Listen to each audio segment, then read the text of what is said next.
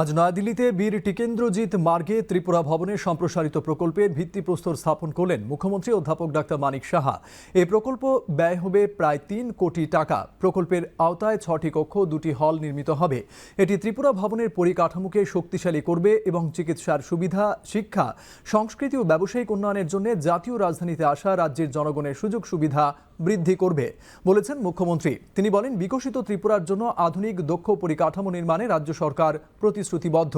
অনুষ্ঠানে অন্যদের মধ্যে ছিলেন ত্রিপুরা বিধানসভার উপাধ্যক্ষ রামপ্রসাদ পাল, সাংসদ রাজীব ভট্টাচার্য, রাজ্য মন্ত্রিসভার সদস্যরা সহ বিশিষ্টজনেরা।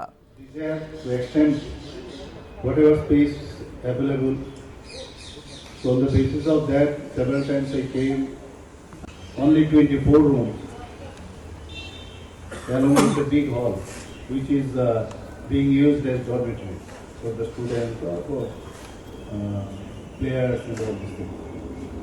Situation is concerned, we are now from the below, out of the 8 food stage, we stand at from the below third.